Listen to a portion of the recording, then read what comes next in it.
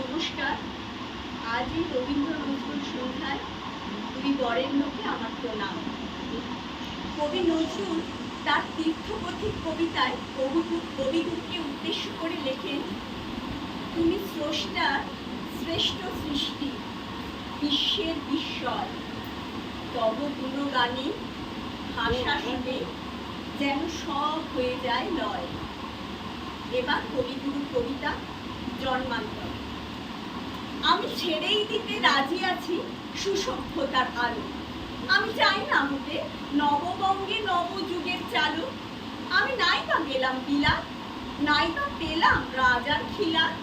যদি পরজন্মে বাইরে হতে রোজের রাখাল বালো, তবে নিভিয়ে দেব নিজের ঘরে সুসভ্যতার আলো। যারা নিত্য কেবল ধেনু চড়ায় বংশী বটের তলে, যারা কুঞ্জা ফুলের মালা গেঁথে পরে পড়ায় গলে, যারা বৃন্দাবনে বনে সদাই শ্যামের বাঁশি শোনে, যারা যমুনাতে ঝাঁপিয়ে পড়ে শীতল কালো জলে, যারা নিত্য কেবল ধেনু চড়ায় বংশী বটের তলে। ওরে বিহার হলো যা ওরে ভাই, ডাকি পরস্পরে, ওরে ওই যে দধি মন্তধ্বনি উঠল ঘরে ঘরে। হ্যালো মাটির পথে ধেনু জলে উড়িয়ে পুকুর রেণু, হ্যালো আঙিনাতে ব্রজের মধু দুগ্ধ দহন করে।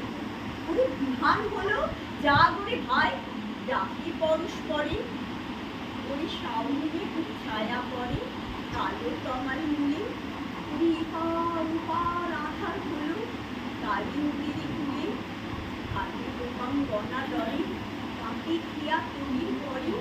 হ্যারো কুঞ্জবনে নাচে ময়ূর গলাখানি তুলে, ওরে সামনে ছায়া পড়ে কালো তমাল মূলে।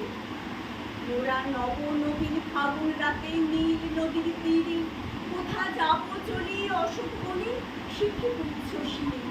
যবে দোলার ফুল রশি দেব শাখায় বসি, যবে দক্ষিণ বায়ে বাঁশির ধ্বনি উঠবে আকাশ ঘিরে। মোরা রাখাল মিলে করবো মেলা নীল নদীর তীরে। আমি হব না ভাই নববঙ্গে নবযুগের চালক, আমি জ্বালাবো না আধার দেশে সুসভ্যতার আলো। যদি নোরেন ছানার গায়ে নীতির ছাই, আমি কোনো জন্মে পারি হতে রোজের রাখাল বালো, তবে চাই না হবে নববঙ্গে নবযুগের চালক। আমি শেষ করছি রবি ঠাকুরের একটা উদ্ধৃতি দিয়ে, যেটা আজকের দিনে দাঁড়িয়ে খুব প্রাসঙ্গিক। উনি বলেছেন, আমি হিন্দু, আমি মুসলমান, এ কথা শুনতে শুনতে আমার কান ঝালাপালা হয়ে গেল।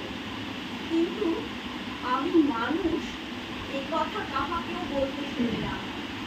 যারা মানুষ নয় তারা হিন্দু হোক আর মুসলমান হোক, তাদের দিয়ে জগতের কোনো লাভ নেই। প্রতিধ্বনি চৈত্র 1307।